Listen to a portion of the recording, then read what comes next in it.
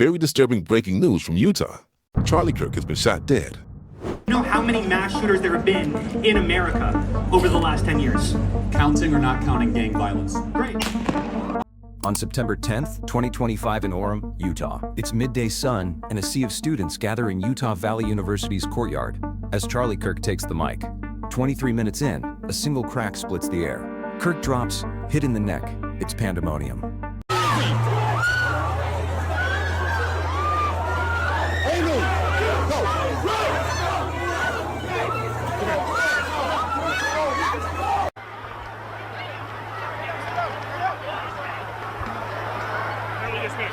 There's been a shooting. We heard shots. But the root cause of his assassination is so deep that it had the whole nation, the media, and even Congress fighting.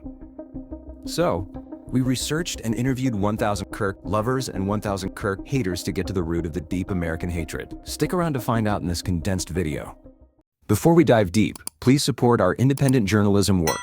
Tap like and subscribe. Investigators say the shot came from a rooftop of Utah Valley University's Luze Center. The suspected gunman, 22-year-old Tyler Robinson, is seen sprinting across the roofline and vanishing into a nearby neighborhood. Within 33 hours, a man is in custody. A Mauser 30-06 bolt-action rifle is recovered in the woods. One bullet, a whole nation stunned. Was this about Kirk and Robinson, or a symptom of America's overgrown fracture? The history of assassinations, or attempts on prominent figures in the U.S. is like no other. Reports say prosecution will seek the death penalty if the suspect is convicted. A tragic incident that left the 31-year-old father and husband dead and may yet take the life of the 22-year-old Robinson. But it gets worse. There is a huge divide online and throughout the country. Some call him a martyr, a legend, a hero.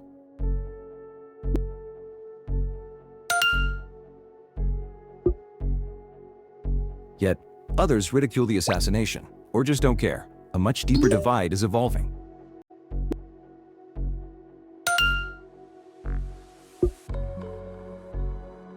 So how did we get here? To understand the full story, we need to look far back. In 1963, President John F. Kennedy was assassinated in Dallas, launching the Warren Commission and seeding decades of distrust and competing narratives about power, secrecy, and truth. 5 years later, Martin Luther King Jr. was murdered in Memphis. James Earl Ray pleaded guilty in 1969, though alternative theory litigation and government reviews kept public skepticism alive for decades. An early lesson in how political violence and conspiracy talk feed each other. Outside the Washington Hilton on March 30th, 1981, John Hinckley Jr. shot and wounded President Ronald Reagan, Press Secretary James Brady, a D.C. police officer, and a Secret Service agent. The attack reshaped protective protocols and the security bubble around modern presidents. In mid-2024, there was an attempted assassination of, at the time, former President Donald Trump, further raising national concerns about security around public figures and attendees. The event, which resulted in casualties, drew intense scrutiny over how such threats are handled and sparked widespread debate about the overall climate of political discourse in the country. 2 months later, on September 15th, 2024, another breach of security of, at the time, former President Donald Trump. These back-to-back events highlighted vulnerabilities in protective measures and intensified discussions about public safety in politically charged environments. In December 2024, the hatred reached corporate America as United Healthcare's CEO Brian Thompson was gunned down in New York. The suspect allegedly left bullet casings inscribed with anti-insurance industry messages, framing the killing not just as a crime, but as a warped act of protest. The murder of one of the country's most powerful healthcare executives became a flashpoint online, where some painted the shooter as a vigilante, while others condemned the act as terrorism against the nation's largest insurer. And it really says something about America that a guy was murdered in cold blood, and the two main reactions were, yeah, well, healthcare stinks. And also, girl, that shooter hot. In June 2025, the violence reached the doorsteps of state leaders in Minnesota. Former Speaker of the House Melissa Hortman and her husband Mark were shot and killed in their home, while Senator John Hoffman and his wife were ambushed the same night but managed to survive. Police say the suspect posed as an officer to gain access, a chilling reminder that even local officials, far from the presidential spotlight, are no longer shielded from political bloodshed. These tragedies don't happen in a vacuum. At their core lies a deeper sickness, the way Americans are being shaped, or in other words, brainwashed by the media ecosystems they live in. Traditional news outlets, already viewed with suspicion across the political spectrum, have become weapons of ideology. One network frames a figure as a patriot, another as a villain, and in that split-screen reality, people aren't just disagreeing on solutions, they're disagreeing on facts. Social media has poured gasoline on the fire. Platforms designed to connect us have, instead, built echo chambers. Algorithms push users into tighter circles of like-minded groups, reinforcing existing biases and feeding outrage with a steady diet of sensational headlines, conspiracy theories, and half-truths. When you spend enough time in one of these bubbles, the ideas start to feel not just plausible, but inevitable. The more extreme the take, the more engagement it gets, and the cycle spins faster. What emerges is a self-sustaining machine of division. People convinced they're soldiers in a moral war, convinced that violence is not only justified, but necessary. From the rooftop in Utah to the doorsteps in Minnesota, you can trace a common thread, not just individual grievances, but the influence of polarized media and weaponized communities that blur the line between opinion and radicalization. The clash of narratives that plays out online found its most violent expression in Orem, Utah. Charlie Kirk, head of Turning Point USA, built his brand as a conservative firebrand, railing against progressive politics, higher ed indoctrination, and what he called the erosion of American values. To his supporters, he was a truth teller, giving voice to a generation of young conservatives. To his critics, he was a provocateur who stoked division for clicks and influence. Tyler Robinson was reportedly in an opposite bubble. Investigators say he consumed content that painted Kirk and figures like him as existential threats to the country. In messages and notes prosecutors claim to have recovered, Robinson described his act as necessary, even righteous. A way to strike back against what he believed was a dangerous movement poisoning American life. In that moment, one man with a microphone, the other with a rifle, the online war of ideas bled into the real world. Kirk's assassination wasn't just about two individuals. It was the brutal meeting point of polarized belief systems. It showed how an environment of constant outrage and ideological silos can turn political disagreement into deadly conviction.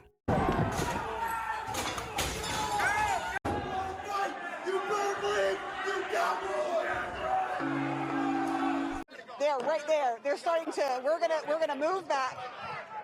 They're starting to throw Molotov cocktails.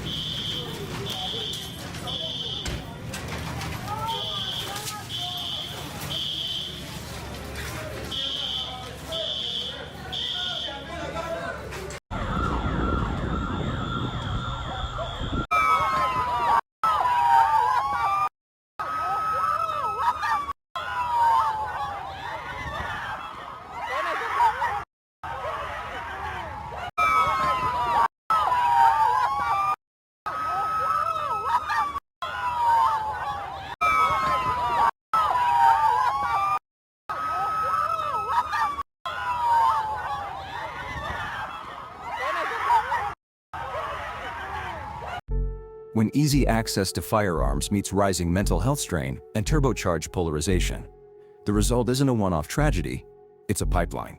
In the US, a motivated individual doesn't need a complex network or months of planning. They need a grievance, a story that frames violence as necessary, and a weapon that's widely available. That mix turns lone actors into predictable outcomes rather than shocking anomalies. Social media intensifies every input in that pipeline.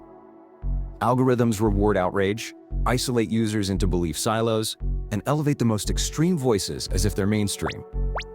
People marinate in the same memes, the same clips, the same evidence, until an idea that once felt unthinkable starts to feel inevitable. For a small subset, especially those struggling with untreated or poorly treated mental health issues, that inevitability can become action. The scary reality is that one-off assassinations are occasional, but America sees mass shootings almost every week. In 1999 at Columbine High School, 2 students carried out a planned attack fueled by anger, revenge, and a desire for infamy. They killed 13 people before taking their own lives. Years later, in 2012, tragedy struck Sandy Hook Elementary. A disturbed young man killed his mother, then 26 others, mostly children, before committing suicide. Then, in 2016, horror unfolded at Pulse nightclub in Orlando. The shooter, claiming allegiance to ISIS, killed 49 people in an act driven by hate and confusion about identity and ideology. Only months later, the Las Vegas massacre became the deadliest. A lone gunman, with no clear motive, opened fire on a concert crowd, killing 60 and injuring hundreds. Each event left behind grief and the same haunting question: why? And many more recent mass shootings are occurring weekly. The hatred, division, and danger to society hits a new high every time an incident occurs. The Kirk Robinson case sits at that intersection. Ideological enmity sharpened online, a personal storyline of perceived righteousness, and a rifle to make the fantasy real. Mass shootings follow a similar pattern: copycat logic, grievance scripts, notoriety incentives, and frictionless access to lethal means. Each incident then feeds the next: partisan framing, online martyrdoms, resetting the bar for what the next actor imagines is possible. Unless those inputs change, less friction to care and intervention, more friction to kill, and fewer algorithmic rewards for extremism, the outputs won't. The uncomfortable forecast is more Kirk-style targeted attacks, more indiscriminate mass shootings, and a public square that grows quieter not because tempers cool, but because people are afraid to speak under the crosshairs. Majority of Americans on both sides failed to realize one thing. Kirk wanted free speech and dialogue, not violence, not a civil war. Despite the differences in views, Van Jones, a political analyst and civil rights advocate, summarized what he believes Kirk stood for in this video. Right. This is extraordinary. So this was received the day before he was killed. Yeah. Look, we were beefing. We were going at it online, on air, and then after he died, after he was murdered, my team called and said, "Van, he was trying to reach you, man." What? And what was he doing? Dialogue. Let's be gentlemen together. He says, let's disagree agreeably. So I'm sitting on this and I'm watching the whole country talk about civil war, censorship, justifying murder about this guy? This guy is reaching out to his mortal enemy saying we need to be gentlemen and sit down together and disagree agreeably. And the next day he's killed. And I've sat on it long enough and I just said, you know what? We're going to Memorial Weekend for this man.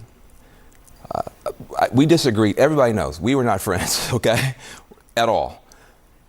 But you praise the good when it's time to memorialize somebody. And what he did, and I didn't even know it, was good. He was not for censorship. He was not for civil war. He was not for violence. He was for dialogue, open debate and dialogue, even with me. Even with me. If, would you have gone on his show? Would you have done Look, I would have probably tried to get him on your show. I wasn't trying to build his platform, but I would have called him, we would have talked, and we would have started the process of trying to figure this stuff out. And I think what happens is, people get so worked up, Anderson, seeing us go at it, they think they're supposed to go out and kill somebody, or go out and talk about civil war, or go out and silence people, or cancel people, or fire people, or censor people. About Charlie Kirk, Mr. Debate, I did not agree with him on literally almost anything. But we were words, not weapons guys. We were words, not weapons guys. And we were getting into a position where we could get some real debate going, whether it was going to be on CNN, on his show. That wasn't worked out. But I would have taken him up. I wanted to beat Charlie Kirk in a debate. I didn't want somebody to shoot him. That's how we do it in America. And the idea that now people on both sides are justifying murders and calling for civil wars, we gotta calm this down, Anderson.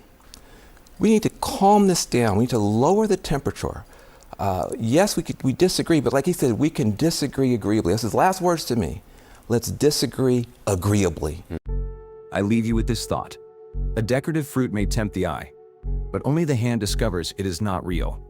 Remember to test the facts on everything you see online and reflect before concluding. Don't get brainwashed into a silo. Thank you and see you in the next video right here.